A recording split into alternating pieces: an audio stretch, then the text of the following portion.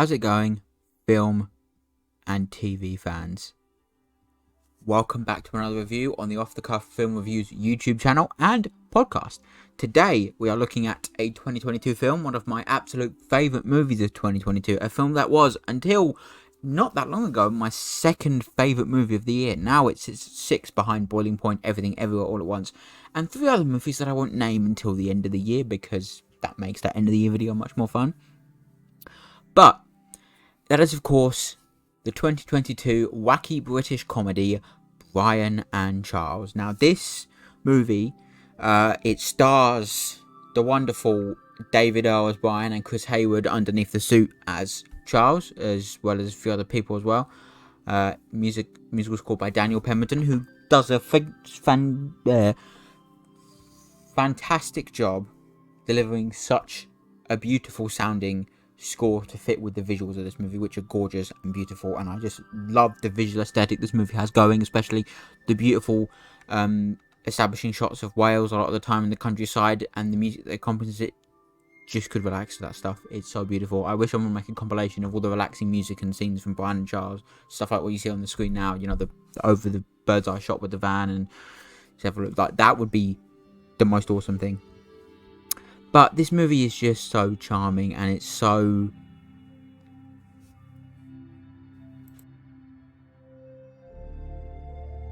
it's just so magnificently crafted. I think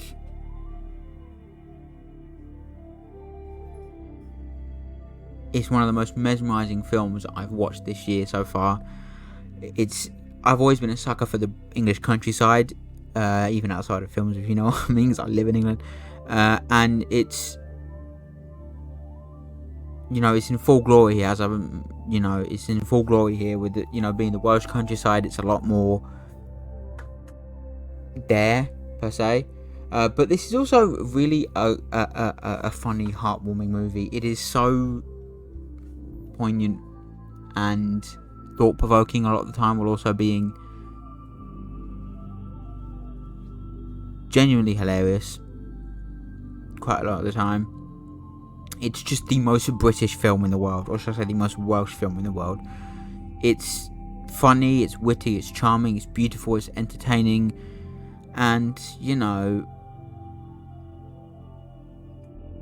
it's wonderful. It is such an interesting film, and I was lucky to see this movie twice in the cinema, because at least at Odeon cinema chain, which is the chain that I go and see my movies at, my local cinema is in Odeon basically. They showed it once as a limitless preview screening, which means it's basically they have a membership, which is what I have, and it's, as part of the membership, one of the benefits is you get special exclusive members only screenings, advanced screenings of movies, and one of which was chosen was Brian and Charles. There's been a few others in the past. I know Belfast was one, Bros was one, I think Amsterdam wasn't.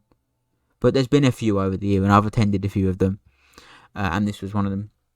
And then after that, it was never shown again, other than one time where it was shown as like the Odeon team's pick of the month, and it was shown at my local Odeon.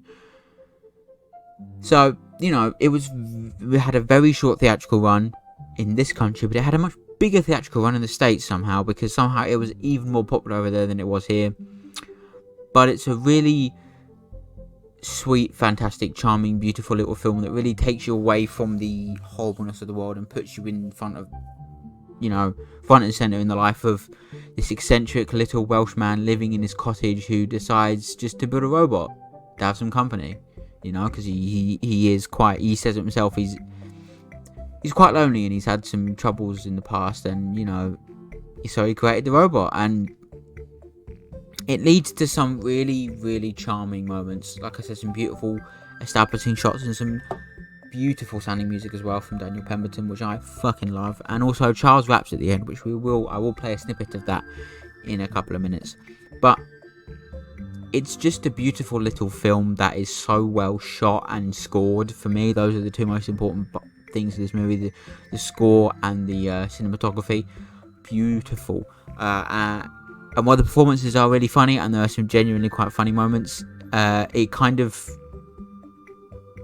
goes between being a mockumentary kind of thing, where Brian talks to the camera to it being just, you know, about them, less of the talking to the camera kind of stuff, which is a little bit weird sometimes, but it works well enough, I think, for me at least personally. I know I recommended this to a few of my friends as part of our little local film club thing, and they found it a bit disorientating, the whole talking to the camera kind of thing. And there's especially a sequence, not a sequence, but a scene at the beginning of the movie where he mentions artificial intelligence and the people from behind the camera actually speak back to him. And I think one of my friends was like, that's a little bit disorientating and it doesn't feel right, which is fair.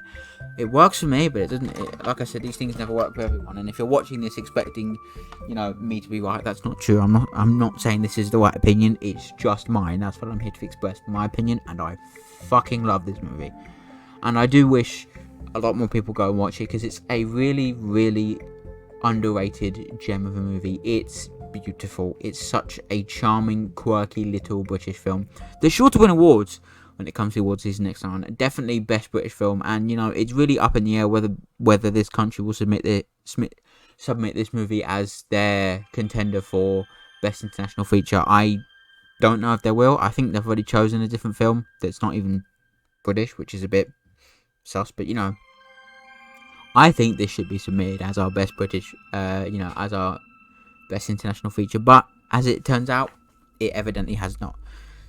It's a shame, but it's not like it hasn't happened to films before. I know in 2019, France did not submit Portrait of a Lady on Fire for best international feature, and a lot of people upset at that, because that was supposedly like one of the best movies ever made, and they submitted like another version of Les Miserables or something instead, which was just like, anyway, that's a different movie and a different topic, so you know.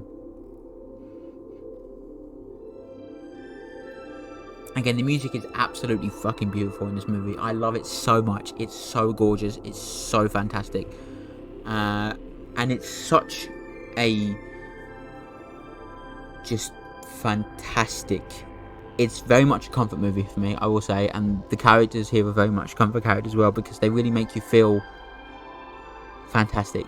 Because it's such a beautiful and quirky little movie. I would highly recommend anyone and everyone at least give it a try, because it is so wonderful. It's so calming and relaxing to watch for most of it, at least. I say there's like a whole like sequence towards the end where Brian gets stolen and he nearly gets set on fire, a bonfire, but aside from that, it's such a gorgeous movie to watch, and I would highly recommend you give it a watch, because it is so beautiful. It's so raw. It's just wonderful filmmaking. It's filmmaking I'm incredibly jealous of, and would love to be able to produce something this good, but hey, we can't all get what we want at the end of the day.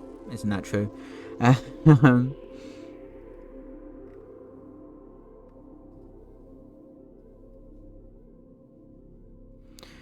Yeah.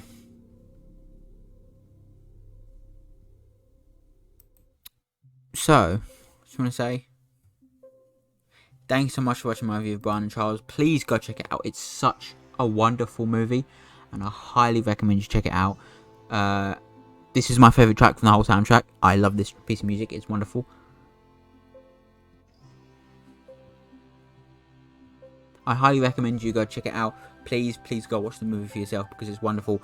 Thanks so much for watching and or listening to this review. Listening to it on Spotify. Thanks so much. Big up. If you are also listening on Spotify, don't forget to answer the question, the poll below, which will be, are you going to watch this movie? Would appreciate you answering that. Don't forget, you can also send a voice message below on Snapchat, on Spotify, and I'll read them. Anyway, thanks so much for watching. Have a wonderful day, and bye bye for now.